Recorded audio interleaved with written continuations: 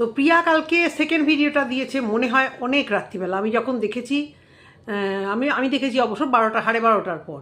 তো কারুর একটা বার্থডে সেলিব্রেশন করেছে, মানে আমি থাম্বনেলটা দেখেছি, পুরো ভিডিওটা দেখিনি। ভিডিওটা আর কি সকালবেলা দেখেছি। তো সেই ভিডিও নিয়ে কিছু কথা আমার বলার দরকার নেই। যদি মনে পড়ে কথা বলতে বলতে অবশ্য করেই সেই নিয়ে কথা বলবো। তো আবার একটা ভিডিও অবশ্য করেই প্রিয়াদেরকে নিয়েই বলতে হলো। এবার কিছু কিছু মানুষের বক্তব্য হচ্ছে আপনি শুধু এদেরকে নিয়ে কথা বলেন, এদেরকে বলে বোঝানো যায় না, অন্য টপিকে কথা বললে আবার এদেরকে খুঁজে পাওয়া যায় না।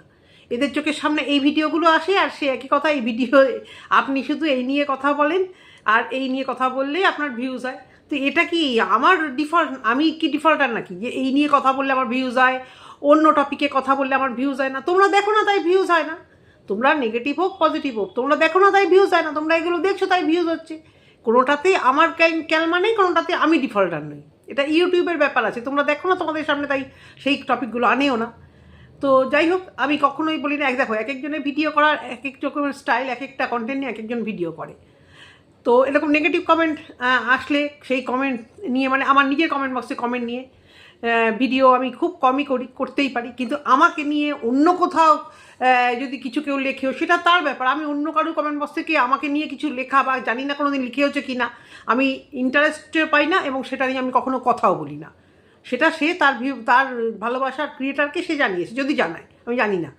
কিন্তু আমি কখনো তার ওখানে আমাকে নিয়ে কি বললো, ওই যে বলেছে, তাহলে সেটা নিয়ে আমি একটা কন্টেন্ট পেটাই, সেটা করতে গেলে দিনের মধ্যে আমাকে 4 থেকে 5টা ভিডিও করতে হবে। সেটা কোনো দিনও সম্ভব না, কোনো দিন আমি মানে আমি দম বন্ধ হয়ে গেল, আমি যদি হয়ে যায়, তবু আমার পক্ষে 4টে ভিডিও করাই সম্ভব না। একদিন 3টে ভিডিও দিয়েছিলাম, সম্ভব না আমার পক্ষে। আমি অত এই ভিডিওর জন্য অত খাটতে পারবো না। তো যাই হোক, এবারে তোমরা যারা দিচ্ছ, কেউ দেখো ইয়ার্কি ছলে ভিডিও করে, কেউ খুব গালাগাল দিয়ে ভিডিও করে, কেউ আস্তে আস্তে কথা বলে। আমি খুব চেঁচাতে পারি না, এই যে এইটুকু চেঁচাচ্ছি না, আমার কষ্ট হচ্ছে। আমি খুব চেঁচিয়ে খুব জোরে জোরে কথা বলতে পারি না। কেন কি, আমি একটা এমন বাড়িতে মানুষ হয়েছি না, মানে এমন একটা পরিবার, এত রেস্ট্রিকশান, সেখানে এত রেস্ট্রিকশান, জোরে জোরে কথা বলা, মানে হট্টগোল আনন্দ তুমি করো, কিন্তু ওই সবসময় একটা ওই কে বকবে, বড়রা বকা দেবে, এরকম একটা মানে রেস্ট্রিকশানে বড় হয়েছি। রাস্তার পাশে একদম বাড়ি ছিল, জোরে জোরে কথা বললেও বলতো, এই রাস্তার পাশে আমাদের বাড়ি, সবসময় জোরে জোরে কথা বলবি না, এ শুনবে ও শুনবে, ওই যা হয় আর কি, মেয়ে সন্তানরা এত জোরে জোরে কথা বলে না। এগুলো ছিল পুরোনো দিনের ধ্যান ধারণাতে, এগুলো থাকে। তারপরে এসে এমন একটা শ্বশুরবাড়িতে, সেখানেও সেই মানে একটা, মানে আমার ক্যারেক্টারটা এরকমই। আর আমি দেখেছি সবাই এরা আরোই আস্তে আস্তে কথা বলে, শুধু ছেলেদের গলার উড়ে কী জোর রে ভাই। তো সেই জায়গা থেকে ওই বাপের বাড়ির অভ্যেসটা এখানেও রয়ে গেছে। তবু এই বাচ্চা হওয়ার পর থেকে কিছুটা গলার জোর বেড়েছে, আমার আত্মীয় স্বজনরা দেখলে বলে এবার তোর তো জোর বেড়ে গেছে, কারণ এদেরকে একটু হলে চেঁচামেচি করে বকতে তো হয়েছে ছোটোবেলায়। কিন্তু তার থেকে জোরে এই কথা বলে, যে অনেকে বলে আপনি ভিজিয়ে ভিডিও করেন বলেছে। তো আমার ভাই এটাই আমার লেভেল বেস্ট। এর থেকে আমি চেঁচাতে পারবো না। আমার চেঁচানো ভিডিও দেখতেও ভালো লাগে না, আমি নিজেও করতে পারি না। এটুকুই আমার কথা বলার। তো যেটুকু বলার আমি আমার মতো করব, তাতে আমি বারবারই বলছি আমি এতেই সন্তুষ্ট। আমার 200-500 যা ভিডিও বা ভিউজ আসুক, আমি এতেই সন্তুষ্ট। তোমাদের এটা বোঝানো যাচ্ছে না, কিছুতেই কাউকে বোঝানো যাচ্ছে না। ভাবছি কি সবাই বোধহয় মুড়িয়া হয়ে, তাহলে তো ওই ব্লগারদের সঙ্গে যোগাযোগ করতে হবে, ব্লগারদের, তারপরে গালাগাল শুনতে হবে, গালাগাল মারলে তাকে নিয়ে আরও বেশি উত্তর দিতে আসতে হবে। ওগুলো পারবো না তো করতে। সবাই তো একরকম হইতে ভিডিও করে না ভাই, তোমাদের বোঝানো যাচ্ছে না। যাই হোক, তোমরা যে যা বলেছো, যার যা মনে এসছে। এবার আসি প্রিয়াকে নিয়ে, প্রিয়ার এই নিয়ম নিয়ে। আমাদের মধ্যেও শ্রাদ্ধের সময় এই নিয়ম আছে না, যা রান্না হচ্ছে সেই রান্না করা খাবার কখনোই নয়। যেটা ধরো যিনি মারা গেছেন, তিনি যেটা খেতে ভালোবাসেন তার জন্য সেটা আলাদা করে রান্না হয়, আলাদা করে। এবং কেউ আছে ওই রান্না খেতে ভীষণ ভালোবাসে, কারোর হাতের রান্না। যেমন আমার বাবা যখন মারা গেছিল, বাবা বাঁধাকপি খেতে খুব ভালোবাসতো। বাঁধাকপি, পালং শাক, এগুলো আমি রান্না করলে, মা তো তখন আর রান্না করার মতো তেমন অবস্থায় থাকে না, তো আমি রান্না করেছিলাম আলাদাভাবে। মার বেলাও এরকম ইলিশ মাছ, তারপরে বোয়াল মাছ, যেগুলো ভালোবাসতো দিদি রান্না করেছে। আমি ক্যাটারিংয়ের রান্না ক্যাটারিংয়ের মতো হয়েছে, ওইগুলো যা যা ভালোবাসার জিনিস সেইগুলো রান্না করেছি। বৌদি পায়েস করেছিল, কেউ পিঠে করেছিল, পায়েসই তো বোধহয় কী একটা করেছিল। যাই হোক, এরকমভাবে হয় আমাদের। ওই ক্যাটারিংয়ে যা যা রান্না হলো সেইগুলো আগে তুলে রেখে কখনো কিন্তু আমাদের মধ্যে দেওয়া হয় না। এবার তোমাদের তাও বলেছি, আমি পুরো ভক্তি শ্রদ্ধা যা কিছু আমি যেটা মনে করি একদমই মনের, ওটা করিনি বলে আমার এই ক্ষতি হয়েছে, তো সেটা করিনি বলে এই ক্ষতি হয়েছে, এগুলো প্রিয়া বলার চেষ্টা করছে যে ওর মধ্যে এই 7 দিনে অনেক কিছু ঘটে গেছে।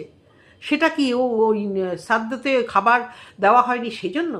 আর ও মানে নিজেকে, ওকে যেহেতু বলা হচ্ছে, ওর সেটা জন্য কোমর বেঁধে লেগে পড়েছে যে আমাকে কেন বলেছো তোমরা, আমি 7 দিন 1 মাস চুপচাপ ছিলাম, ওখানেও ঠিক মতো নিয়ম পালন করা হয়নি, তাই জন্য আমি আবার। আচ্ছা বলো, কীর্তন তো সেদিনকেও তো কীর্তন হয়েছিল, যেদিন বাৎসরিক কাজ হয়েছিল সেদিনকেও তো একটা কীর্তন ওখানে হয়েছিল, তবুও ও এখানে আলাদা কীর্তন দেবে, দিয়েছে না দিক সেটা পুরো ওর ব্যাপার, যে যেটা মানুক। তার আগে যে অলৌকিক ঘটনাগুলো ও প্রকাশ করার চেষ্টা করছে, সবই কি ওইখানে সেদিনকে খাবারটা দেওয়া হয়নি তাই? তাহলে ও সেখানে কি করছিল? ওর বরের মানে নিশ্চয়ই কল্পনা হাজবেন্ডের দিকে তো আঙুলটা তুলেছে যে ওরা ওইটা করে, তাহলে ওর বর কী করছিল সেখানে? এই প্রশ্নটা উত্তর কি ও দিতে পারবে? দিতে পারবে না। যেদিনকে খাবার দাবার দেওয়ার ছিল শ্বশুরমশাইকে, তাহলে এ কেন দেয়নি সেই খাবার দাবার? ওর মোটিভটা তো পরিষ্কার, যে আমি যেন তেন প্রকারে, আমাকে যেহেতু পাড়ার লোকেরা আর ইউটিউবের কিছু ভিউয়ার্স আমাকে বলেছে যে তুমি সেখানে ছিলে না, তোমার হাতে জল পাইনি, তোমার হাতে এই পাইনি, সেই জন্য আমিও সেই আমার মানে ওই মানে চিরচিরে ব্যাপারটা নিয়ে আমি ওদেরকেও, আমি একা কেন ডুবলো, আমি ওদের নিয়ে ডুববো। ভাবো তো, কল্পনা কিছু বলেছে, বিশ্ব কিছু বলেছে এই ব্যাপারটা নিয়ে? কেউ কিছু বলেছে? আমার তো মনে হয় না। ভিউয়ার যারা ভিডিও দেখেছে তারা ওর কমেন্ট বক্সে, আমার কমেন্ট বক্সেও এসেছে, কেউ এই ধরনের কথা বলেছে। সেইটা নিয়ে ওদের উপর রিভেঞ্জ নেওয়ার কী আছে ভাই? তাহলে ওর পেটে শুধু কি এই রিভেঞ্জ মেন্টালিটি? ও কিন্তু একটা সাইকি হয়ে গেছে, নিজেও জানছে না। ওর সারাক্ষণ ওর ভিতরে ওই চিরবিরানি চলছে যে কল্পনার গতিবিধি আমাকে নজর রাখতে হবে। বলেছিল না যে কমেন্ট বক্সে নজর থাকবে, মানে যেহেতু কল্পনার হাজব্যান্ড চলে গেছে আর ও যেহেতু শান্ত নরম চুপচাপ, ওকে ও মানে কেন না ও উঠাবে বসাবে পারবে না। ওর বয়সে বড়, ওর থেকে ওর মানে সম্পর্কে বড়, বয়সে বড় কিনা আমি ঠিক বলতে পারবো না, একটু হয়তো ছোটো বড় হবে, সম্পর্কে বড়, সেই মর্যাদা তো ছাড়ো। হ্যাঁ, একদিন ওদের দয়াতেই এ বেঁচে ছিল, সেই সব কথাও ছাড়ো।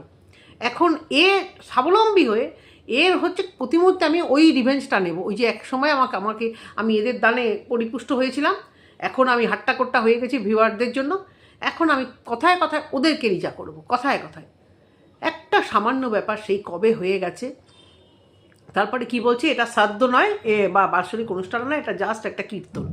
কিন্তু এই কীর্তনেও বোধহয় ওই খাবার দাবার দেওয়ার রীতিটা ও করতো। মানে বারবারই একটা কথা ক্লিয়ার, ওইখানে ওদের একটু নাম হয়েছে, হয়তো সবাই হয়তো বুঝে গেছে যে ওরা করেছে, হয়তো কানে এসছে যেটা বললো। তো ভাই এইটুকু কম্প্রোমাইজ করতে ক্ষতি কী আছে ভাই? এইটুকু কম্প্রোমাইজ যদি করো, বলছে বলুক না লোকে, 2-1 জন লোকই তো বলছে, তুমি তো জানো তুমি কি। যে যদিও বা কেউ বলে যে ওই কাজটা ভাসুরজা করেছে, তো আমি তো বলিনি, আমি কোনো ভিডিওতে বলিনি। আমি বলেছি যে ওরা বেশি উদ্যোগ নিয়ে, বেশি মানে উদ্যোগটা পুরো দমে ওদের ছিল যে ওই দিনে ওই কাজটা করবো, যেহেতু ওনার ছুটি ছিল না। এবার এরা পার্টিসিপেট করেছে 100 বার, একসাথে করবে 2 ভাই। হ্যাঁ, এখানে একবারও কি কেউ বলেছে? কিন্তু ও বারবার জাহির করে আমরাও ওখানে কন্ট্রিবিউট করেছি, আমরাও ওখানে ছিলাম, আমরাও কাজ করেছি। তাহলে এই এই বাবাকে খেতে যে দেওয়াটা, খেতে দেওয়া, যে পুকুর পাড়ে দিয়ে আসে, যাদের যে কোনো জলা জমির পাশে দিয়ে আসে, যত দূরেই তাদের যে কোনো বাড়ি থেকে জলা জমি যদি থাকে কারুর, যেরকম হোক, যার বাড়িতে যা থাকে, সেখানে সেই মাটির ইয়েতে করে সাজিয়ে দিয়ে আসে, চলে আসে, সেটা আবার পিছন ঘুরে তাকাতে নেই। এটা খুবই প্যাথেটিক, খুবই কষ্টকর, মানে এটা দেখা যায় না, এটা সহ্য করা যায় না চলে আসার পর।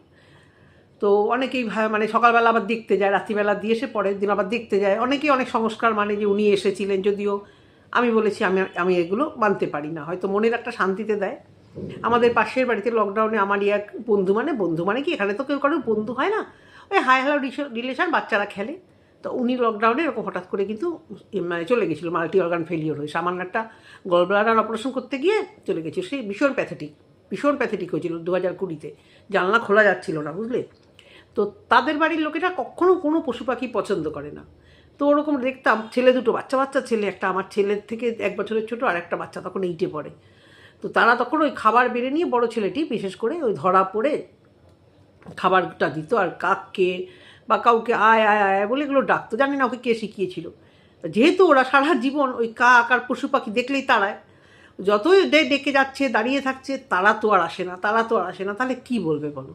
এই যে বলে যে ওই খাবারগুলো যার উদ্দেশ্যে দেয় সে এসে খায়, বা সে হয়তো যেটা বলে আর কি, যে অন্য রূপে এসে খায়, পড়েই থাকতো, ঝড় বৃষ্টি বাদল, যেহেতু জুন মাসে হয়েছিল, বৃষ্টিও হয়েছিল, দেখতাম পাশ থেকে, সেই খাবারগুলোতে জল পড়ে ভালো ভালো মানে মাছ মাংস সমস্ত কিছু দিত আর কি। প্রথম দিকে তো প্রথম দিকে তো নিরামিষ খাবার টাবার দিত, চা বিস্কুট দিত।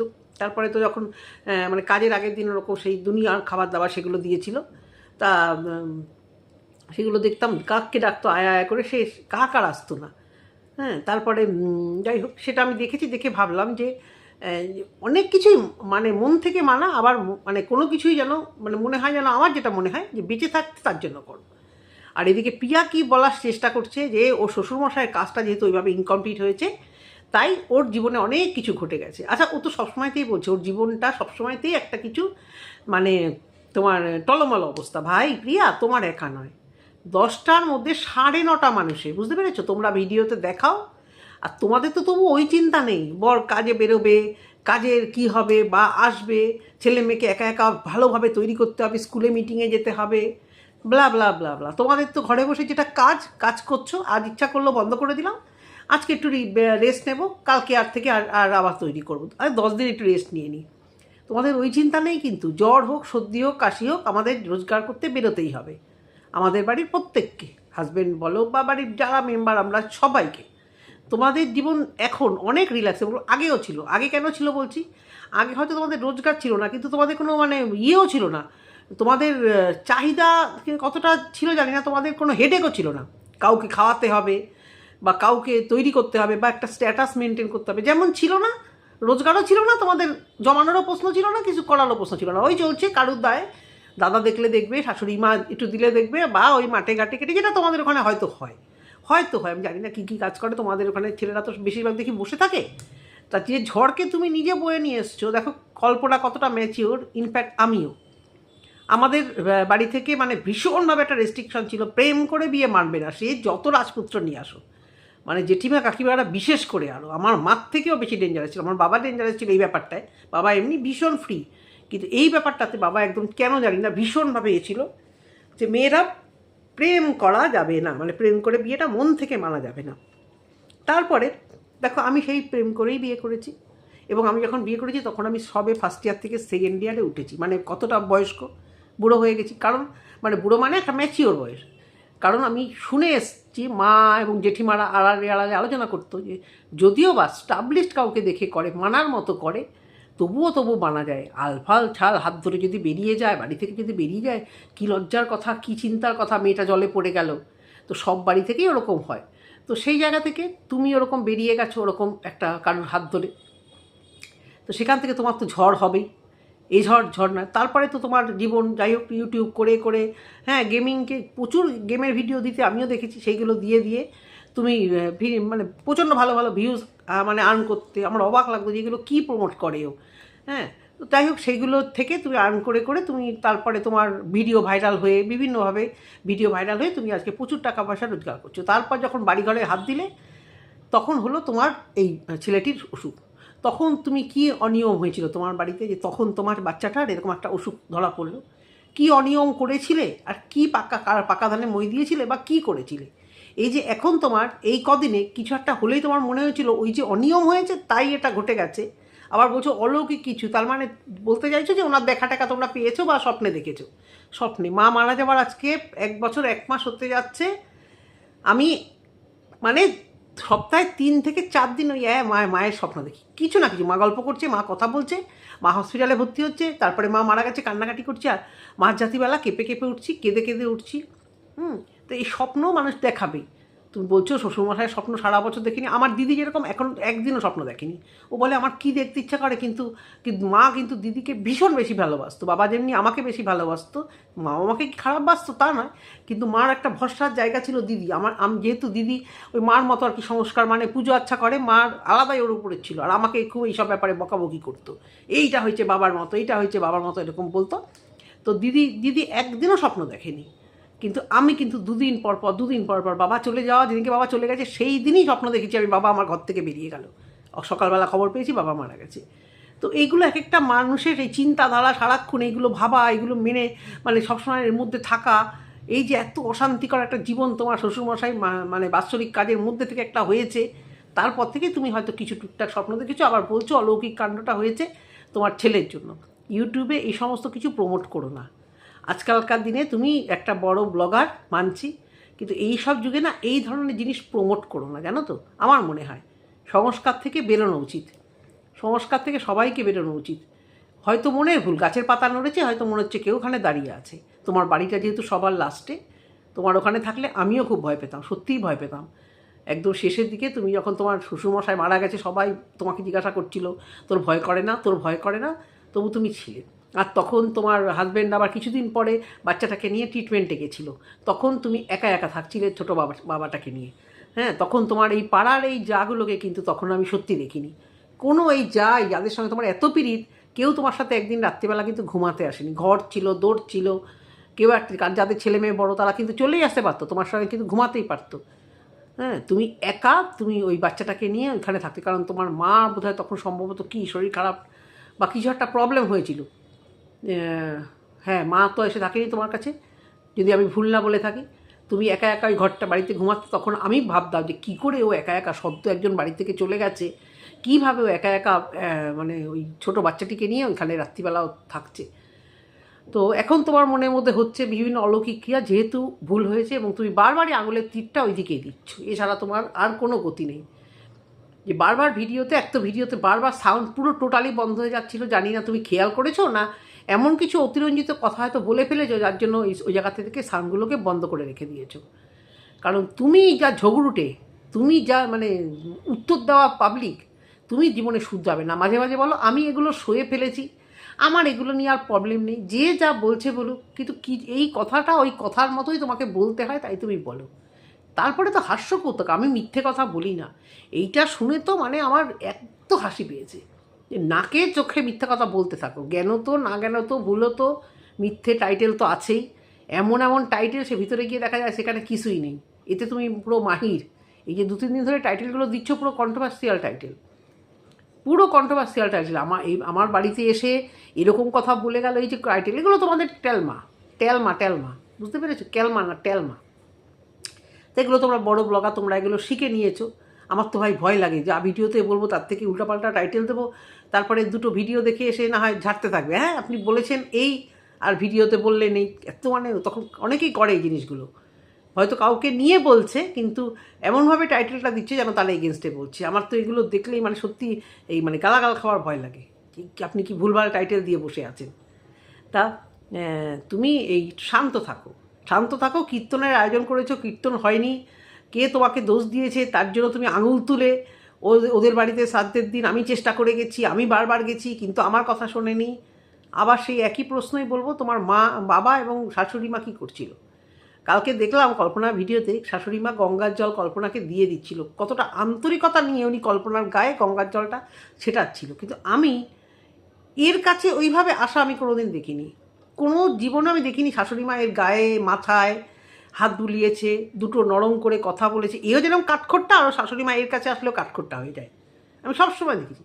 কালকে আমি দেখলাম যে বড় বউকে কিন্তু সত্যি উনি ভালোবাসেন, যেভাবে উনি শান্তির জল নিজের মায়ের মতো গায়ে ছুঁয়ে মানে শান্তির জলটা দিচ্ছিল। এবারে এক ভিউয়ার্স আমাকে বলেছে, আপনি দেখেন নাই যে কল্পনা কি বদমাইশ বলেনি, কল্পনা দেখেছেন কি করেছে, আয়ুষকে ভিডিওতে নিয়েছে। কল্পনা ভিডিও করছিল, কল্পনা অত চিন্তাভাবনা করে ভিডিও করে না ভাই। অত চিন্তাভাবনা করে ভিডিও করলে কল্পনার ওই দাঁড়ানোটা, জমি জায়গা নিয়ে কথা বলছিল, মনে যদি পেঁয়াজ আর মানে অত চিন্তাভাবনা করতো, ওটা ক্যাজুয়াল ভিডিও করেছে, যেরকম ভিডিও করার ছেড়ে দিয়েছে। তাহলে সেদিনকে কল্পনার ওই দাঁড়িয়ে থাকাটা নিয়ে বলতো না, দাঁড়িয়ে থাকাটা ভিডিওতে দিত না, যে জানে যে এটা নিয়ে ছিঁড়ে খাবে। আবার এটা আবার বলতে যেও না যে কল্পনা কন্ট্রোভার্সি করার জন্য এই ভিডিওগুলো কল্পনার বর দিয়েছে, এটা তো একেবারেই বলতে যেও না। এগুলো এক ফালতু কথা বলতেই যাবে না। সবাই কন্ট্রোভার্সির জন্য কন্ট্রোভার্সি করিয়ে চ্যানেল দাঁড় করাতে যায় না, সবাই নিতে পারে না কন্ট্রোভার্সি। হ্যাঁ, তো সেইখানে কল্পনা যেরকম ক্যাজুয়াল ভিডিও করে একদিন ভাইকে দেখিয়ে টেকিয়ে দিয়েছে, সেই নিয়ে কথা শুনতে হয়েছে। মানে একটুখানি ভুল ও ছাড়বে না, ও এত মানে ভালো মেয়ে, ও কিছুতেই ওদেরকে ছাড়বে না। এইভাবে বেঁচে থাকতে পারবে প্রিয়া? আজ বাদে কাল তোমার পাশের বাড়িতে পাশে ওরা আসবে, ওরাও থাকবে, তোমরাও থাকবে, যদিও কোশ্চেন মার্ক তুমি কতটা টিকতে দেবে। এক বেলার জন্য আসলে তোমার যা চিরবিরানি শুরু হয়, সত্যি কালকে ভিডিওটা আমি দেখছি আর ভাবছি যে ভাই আমরাও তো থাকি 10টা লোক নিয়ে, এত পেটের মধ্যে হিংসা একটা মানুষকে, এত হিংসা তাকে নিচে নামানোর জন্য, কেন এত হিংসা কেন আছে? তো ভাই তোমার ওর থেকে অনেক পয়সা কড়ি বেশি আছে, বাদ বাকি যার যা ওর শিক্ষা, ওর চেহারা, ওর মতো, তুমি তোমার মতো। এত হিংসা কেন ভাই? তুমিও বাড়ির যা, তুমিও মিশবে, সবার সাথে কথা বলবে। এই তো কি সুন্দর সবাইকে খাওয়ালে, সবাইকে ডেকে ডেকে খাওয়ালে। কল্পনার তো খাওয়াতেও হয় না, ডাকতেও হয় না বাড়িতে, তাহলে কি ওকে সবাই দুধছাই করে তাড়িয়ে দেবে? তোমাকে যেরকম কিছু মানুষ ভালোবাসে, ওকেও কিছু মানুষ ভালোবাসে, অবশ্য করে। তো সেখান থেকে একজন বলেছে যে আয়ুষকে নাকি ভিডিওতে কেন নিয়েছে। আরে ভাই, ও তখন সুন্দর ক্যামেরা করছিল, তো বাচ্চাটা এসছে, তখন কি বলবে এই তুই বেরো, নাকি ভিডিও কাট করবে? তোমাদের চিন্তাধারা। আর তারপরে কি মানে কিছু সেকেন্ডের জন্য বোধহয় একটুখানি মুখটা বার করে ওই গঙ্গার জল ছেটানোর সময় 2-4টে কথা বলেছে। আশ্চর্য। শোনো ভাই, ওর ওই বড় ব্লগারের মনে অনেক জিলাপির প্যাঁচ থাকতে পারে, কে কী ভাবলো, কে কী বললো, কারণ ও তো ওই ডিজার্ভ করে, ওই জন্য সারাক্ষণ প্রমাণ দিতে আসে। তা কল্পনা তো অত চিন্তাভাবনা করে ভিডিও করেনি, কল্পনা ক্যাজুয়াল ভিডিও করেছে, ভিডিওর মধ্যে চলে এসছে, দেখিয়ে দিয়েছে। সেটা নিয়ে এত এত চিন্তা, এত মানে কথা দেখেননি আপনি বলেননি আপনি। তারপরে একজন বলেছে কল্পনা কী নিয়ে গেছে বাড়িতে, আমি দেখিনি কিছু নিয়ে যেতে, যদি না নিয়ে যায় তাহলে ও নিশ্চয়ই ঠিক কাজ করেনি। আবার যদি শাশুড়ির সাথে একসাথে দিয়ে দেয়, আমি জানি না প্রিয়াও কি দিয়েছে না দিয়েছে, এটা আমার ঠিক খেয়াল নেই। হতে পারে যে হয়তো শাশুড়ি মা হয়তো দিয়েছে, সেটা থেকে হয়তো হয়ে গেছে, আমি জানি না। কল্পনা এরকমও হতে পারে না, কারণ ও তো আসলে পরে সবাইকে দেয়। এখন তো শ্রাদ্ধ বাড়িতেও সত্যি কথা গৃহপ্রবেশেও এখন আর কেউ খালি হাতে যায় না, মানে লৌকিকতা কমানোর জন্য একসময় খুব অ্যাডভার্টাইজ হতো, তো এখন সেই লৌকিকতা কমানো তো দূর, সেটা বেড়ে গেছে। শুধু যে ওরা নিডি, ওদের দিয়েছে ঠিক আছে, সত্যি ওরা নিডি, ওদের দরকার, এতগুলো টাকা খরচাপত্তি করে কাজবাজ করেছে, কিন্তু মানে অত হাইফাই লোকেদেরও দেখেছি আমি, শ্রাদ্ধেও দিতে হয়, আমাদেরকেও যদি যাই আমাদেরকেও দিতে হয়, গৃহপ্রবেশ করলে কিছু ওপেনিং করলে সেখানে গিয়েও তাকে ভালো ভালো গিফট দিতে হয়। তো ভালো, এটা ভালো। একেবারে খালি হাতে কেন মানুষ গান্ডে পিন্ডে খেয়ে আসবে, এটা তো সত্যি কথা। কেমন একটা লাগে হতো না কারোর বাড়িতে একেবারে খালি হাতে চলে যাওয়া, কিছু টোকেন গিফট না নিয়ে গেলে। সে বাচ্চা আমাদের বাড়িতে যেরকম হয়, কেউ রেজাল্ট ভালো করলো, কেউ ভালো চাকরি পেলো, এরকম একটা গেট টুগেদার হয়, তখন তাকে সেই উদ্দেশ্যে খাওয়ানো হয়, তো সেখান থেকে তো কিছু তাকে দিতেই হয়। এটা একদিক দিয়ে ঠিক আছে, কিন্তু কল্পনা কী নিয়ে গেল আমি জানি না, সেটা কল্পনা দেখায়নি বা দেয়নি কি না সেটা জানি না। নিয়ে যাওয়া উচিত ছিল, এটা একদম সত্যি কথা। কিন্তু তাহলে আমি ওভাবে চার্জ করতে পারি না, তুমি কী নিয়ে গেছো বলো, তুমি কী নিয়ে, কারণ পিয়ারটাও আমি দেখিনি, ওরটাও আমি দেখিনি, যেগুলো দেখিনি সেগুলো নিয়ে কথা নাই বললাম, ওরা জানাবে যদি কিছু দিয়েও থাকে। তো এইটুকুই ভিডিওতে বলার, মনে হচ্ছে অনেক কিছু বাদ চলে গেছে। বারবারই বলছি, নেগেটিভ ভিউয়ার্সরা তোমাদের এখানে কেউ নিমন্ত্রণ সত্যি দিতে আসে না। এবার সোশ্যাল মিডিয়াতে কাজ করছি, বলছি না, এক একজনের ভিডিও করার এক এক রকম কাউকে ভালো লাগে, কেউ আবার পুরো ভিডিওটা মুখস্থ করে মানে পুরো পাই টু পাই বলতে থাকে। আমার মাথায় অত থাকে না, আমি আর্টস স্টুডেন্ট, কিন্তু অত মুখস্থ বিদ্যা আমার নেই। কারণ ভিডিও দেখলে একদম শুরু থেকে লাস্ট, যেরকম অনেকেই বলে যে এরকম ভিডিও শুনতে, সেটা তো আমি করতে পারি না, আমি চেঁচাতেও পারি না, অনেক কিছুই পারি না। আবার যেটা পারি, যেটা কয়েকজন ভালো লাগছে, ভালোবাসার ভিউয়ার, তারা ভালোবেসে দেখছে, তো ঠিক আছে। তো এইটুকুই বলার ভিডিওতে। আর যদি কিছু কন্টেন্ট পাই অবশ্য করে সেকেন্ড ভিডিও দেওয়ার চেষ্টা করব। আর তোমরা সবাই ভালো থেকো, সুস্থ থেকো, টাটা।